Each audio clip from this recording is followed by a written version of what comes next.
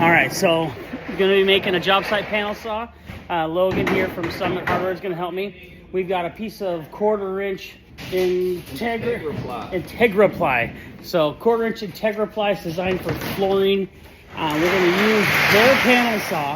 I'm going to rip that down a few times. Some of the other options we had to make this. So we could have used some 3/8 AC, which is good stuff. Kind of a little bit, maybe a little bit on the heavy end. We could have used some 1/4 inch birch, but I was just afraid that if it gets wet, it wouldn't hold up as well as the Integra ply. All right, so I can't use their saw, but Logan's gonna set it to where we're gonna cut 2 3-inch rips all the way down. So he'll just set, and these don't have to be precise. So it'll be 1 3-inch rip, then he'll lower the saw down another 3 inches, and then he's gonna cut 2 12-inch pieces after that. Then the rest of it's just gonna be left over for whatever we want to use later. So we'll stand back and we'll watch Logan.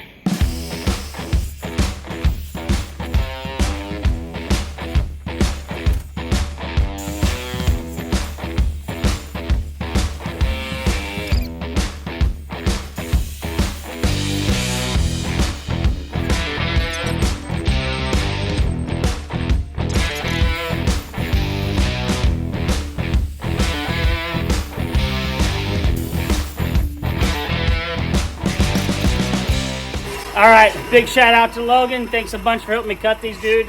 Or actually cutting these didn't really help me. You did it all. So, yep, then I'll show you else what else we need to get for this. Thank you, Logan. Yeah. Well, you gotta get your finger out of there. Oh, oops. There you go. You got that? Yeah. All right, back up about 5 feet. Yeah. What, am I looking at you? Yeah, watch me. You want me to take a picture? Nope, it's already filming. Oh, I'm talking too. Yeah, Hey, cameraman. so you just, what are you doing? Getting paid by the minute here? Yep. This is Sam. He's my cameraman. All right, so then we'll go inside and see what kind of spray adhesive they have.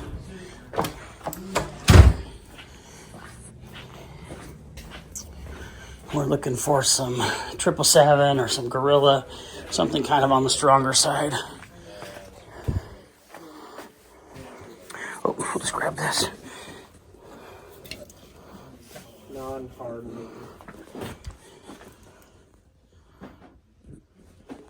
It doesn't say non-hard. Oh, go over here and pay for it. Mr. Chad. See you guys. All right, so got our stuff. You too, Happy New Year. Got our stuff. Now we'll head to the job site and we'll put this thing together. All right, so you take your small boards that you have that you cut on the panel saw down at the hardware store. Get your pencil. You have your skill saw, your saw that you're going to use for it. I raise the blade, the guard back up, put it right against one of the bigger pieces, and then I just make marks next to where the fence or the sled. Do I have to call those a sled? Sled. Yeah, the sled of the skill saw. And I just make a couple marks on it. These are not marks that we're going to be cutting anything with. It's just kind of for laying out and gluing. All right, so then that's one of our 12-inch pieces. It can be any size you want. I wouldn't recommend going a whole lot smaller than 12.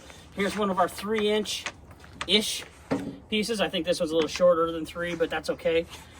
Then you make sure that you can see your marks you just made. Don't cover those marks up. You want to have at least 1/8 of an inch. Again, this is kind of make it up as you go, but give yourself about 1/8 of an inch there, and then mark out both sides of your skinny piece. Ideally, don't do this in the rain if you can avoid it, but we live in Oregon. If you don't do things in the rain, you won't get anything done at all. Then flip it over. Clean it, dry it, hopefully it doesn't. And then glue it.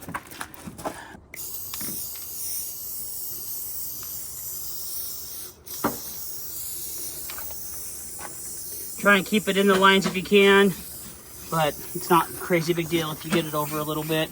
Saturate it pretty good. Then once you spray this, you'll let it tack up to where it's not sticky to your fingers when you touch it.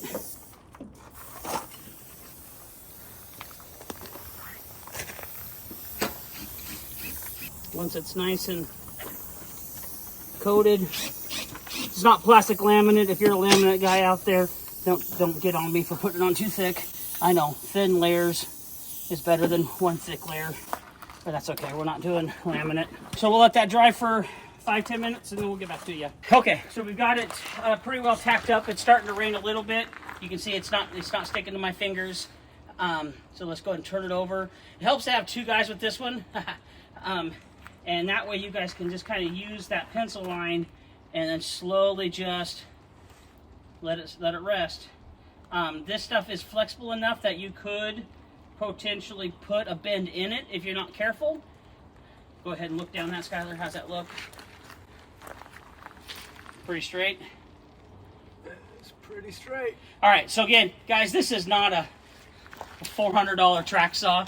This is you're gonna have 3 8-foot sections for under $100, and you can build and modify, change these up to fit whatever you want to do.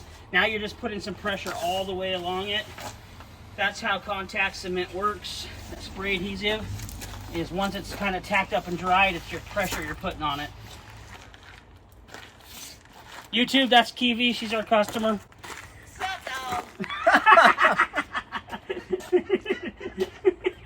Gotta love it. All right, come over here, Jesus. So now what we're doing is, now we're gonna cut the bottom of the track to fit our saw. So we put our saw right back up against our new guide, and we just slowly rip it down to fit this saw.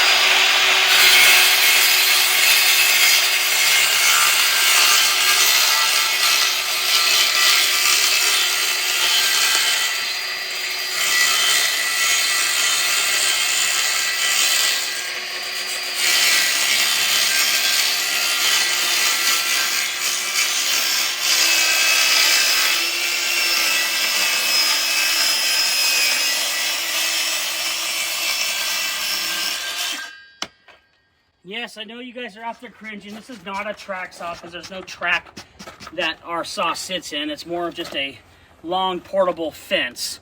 And then, so we're just kind of making a nice guide for your saw to follow. You have to be careful and keep the fence or the sled tight to your fence. That's the one thing about this system is it's not idiot proof.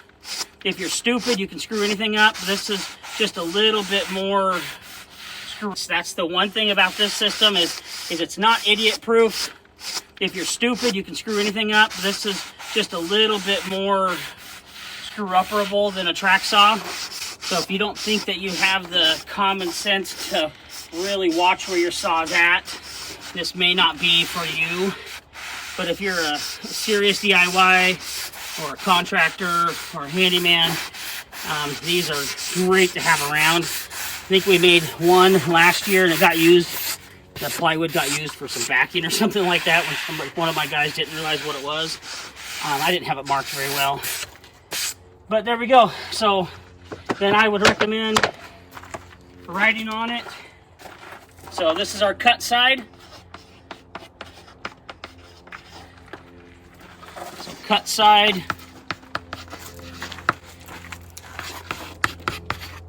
So that no one can forget it. And we just want to save so that people don't throw it away.